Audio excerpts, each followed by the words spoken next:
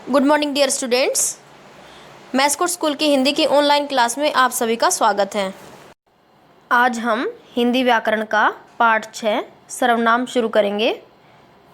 सर्वनाम क्या होते हैं?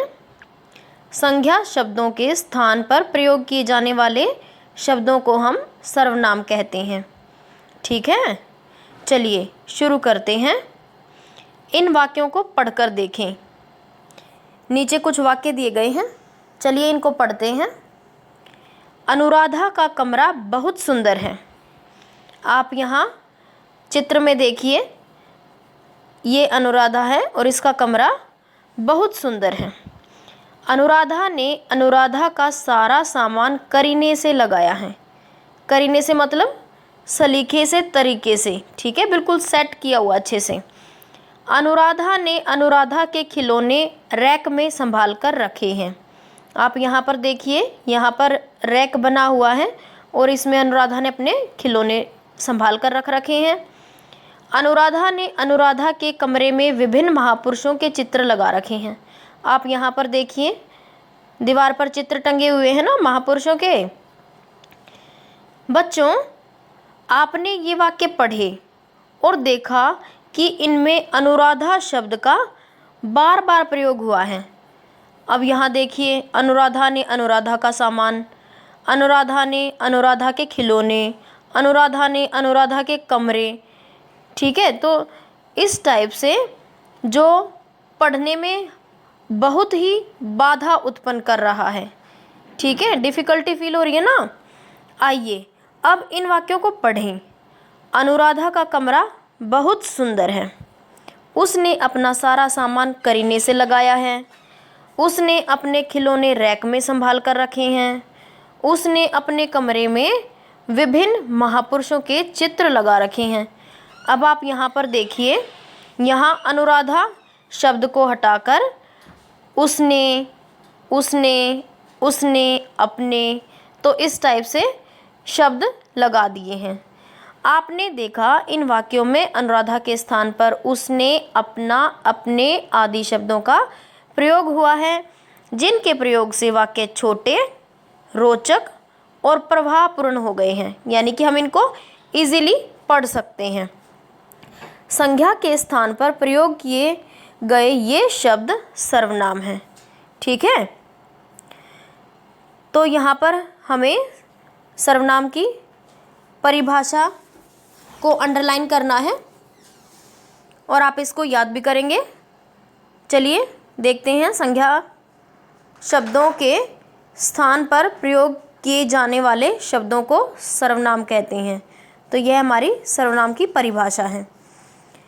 विशेष सर्वनाम शब्द का अर्थ सबका नाम। सर्व मीन्स सबका और नाम मीन्स नाम। अतः सब नामों के बदले में जो शब्द आता है उसे सर्वनाम कहते हैं। सर्वनाम के भेद। सर्वनाम के प्रमुख 6 भेद होते हैं। पहला है हमारा पुरुषवाचक सर्वनाम, निश्चयवाचक सर्वनाम, अनिश्चयवाचक सर्वनाम, प्रश्नवाचक सर्वनाम, संबंधवाचक सर्वनाम, निजवाचक सर्वनाम। तो सर्वनाम के कितने भेद होते हैं? 6 भेद होते हैं। ये उनके नाम हैं। आपको सर्वनाम के 6 भेदों के नाम अच्छे से याद करने हैं। चलिए शुरू करते हैं। पुरुषवाचक सर्वनाम।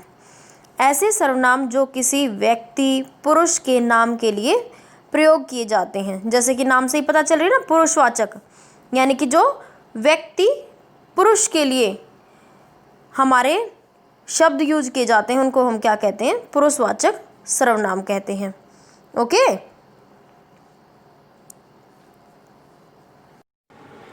हिंदी भाषा में 3 पुरुष होते हैं। हिंदी भाषा में कितने पुरुष होते हैं? 3। बात को कहने वाला उत्तम पुरुष, बात को सुनने वाला मध्यम पुरुष और जिसके विषय में बात की जाए अन्य पुरुष। तो 3 पुरुष कौन कौन से हुए? उत्तम पुरुष, मध्यम पुरुष और अन्य पुरुष। उत्तम पुरुष बात को कहने वाला होता है, बात को सुनने वाला मध्यम पुरुष और जिसके विषय में बात की जाए वह होता हमारा अन्य पुरुष। अतः पुरुषवाचक सर्वनाम 3 प्रकार के होते हैं। ओके, उत्तम पुरुषवाचक सर्वनाम, मध्यम पुरुषवाचक सर्वनाम, अन्य पुरुषवाचक सर्वनाम।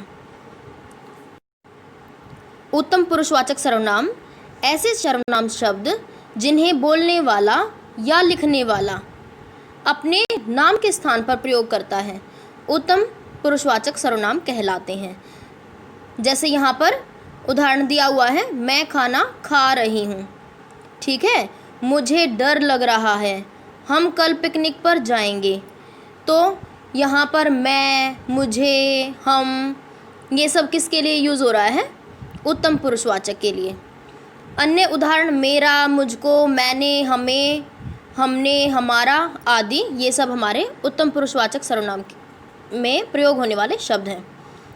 नेक्स्ट है हमारा मध्यम पुरुषवाचक सर्वनाम। ऐसे सर्वनाम शब्द जिन्हें बोलने वाला व्यक्ति सुनने वाले व्यक्ति के नाम के स्थान पर प्रयोग करता है, मध्यम पुरुषवाचक सर्वनाम कहलाते हैं। जैसे तुम्हें यहाँ नहीं आना चाहिए था, तो बोलने वाला तो इसमें ये हुआ, और ये किसको कह रहा है? इस लड़की को कह रहा है। तो जो बोलने वाला होता है वो होता है उत्तम पुरुषवाचक, और जिसको बोलता है वो कौन सा होता है? हमारा मध्यम पुरुषवाचक। अब इसमें देखिए नेक्स्ट पिक्चर में, तुम इस प्रश्न का उत्तर दो। तो टीचर यहाँ पर उत्तम पुरुष हुई, और जो बच्चे हैं वो मध्यम पुरुष। ठीक है, आपको शादी में ज़रूर आना है। यहाँ पर आप देखिए, ये कोई इनविटेशन कार्ड लेके आया है और कहता है कि आपको शादी में ज़रूर आना है। तो जो ये बोल रहा है, बोलने वाला होता है उत्तम पुरुष, और जो सुनने वाला होता है वो होता है हमारा मध्यम पुरुष। ठीक है, अन्य उदाहरण है इसके, तू, मेरा, तुम्हारा, तुझको, तुमको, तुझे, आपने, आपका आदि। ये सभी शब्द हम मध्यम पुरुष सर्वनाम के लिए यूज़ करते हैं। नेक्स्ट हमारा अन्य पुरुषवाचक सर्वनाम। ऐसे सर्वनाम शब्द जिन्हें बोलने वाला या लिखने वाला व्यक्ति किसी अन्य व्यक्ति के नाम के स्थान पर प्रयोग करता है, अन्य पुरुषवाचक सर्वनाम कहलाते हैं। जैसे आप यहाँ पर देखिए, शायद आज वह न आए। तो यहाँ पर एक बोलने वाला है, एक सुनने वाला है, लेकिन वो बात किसी और की ही कर रहे हैं कि शायद आज वह न आए। अब आप यहाँ पर देखिए, यह उपहार उसका है। तो यहाँ पर बोलने वाला भी मौजूद है, सुनने वाला भी मौजूद है, लेकिन जिसको उपहार देना है वह मौजूद नहीं है। ठीक है, तो वह हमारा कौन सा होता है? अन्य पुरुष। ऐसे ही नेक्स्ट में देखिए, उसे उपहार देना है। तो यहाँ पर बोलने वाला है, सुनने वाला है, लेकिन जिसको उपहार देना है वह हमारा प्रेजेंट नहीं है। तो वह कौन सा हुआ? हमारा अन्य पुरुष। अन्य उदाहरण, ये, वे, इसे, उन्हें, इसको, उसको, इनको आदि, ये सब हमारे शब्द हैं जो हमारे अन्य पुरुषवाचक सर्वनाम के लिए प्रयोग किए जाते हैं। ओके, आप सभी उत्तम पुरुषवाचक सर्वनाम, मध्यम पुरुषवाचक सर्वनाम और अन्य पुरुषवाचक सर्वनाम की परिभाषा को अंडरलाइन करेंगे, व आप इसको याद भी करेंगे। ठीक है, यहाँ पर उत्तम पुरुषवाचक की परिभाषा लिखी हुई है, यहाँ पर हमारी मध्यम पुरुषवाचक सर्वनाम की परिभाषा लिखी हुई है। ठीक है, और यहाँ अन्य पुरुषवाचक सर्वनाम की परिभाषा है। आप ये सभी परिभाषाएं अंडरलाइन करेंगे व याद करेंगे। Okay, bye, happy learning.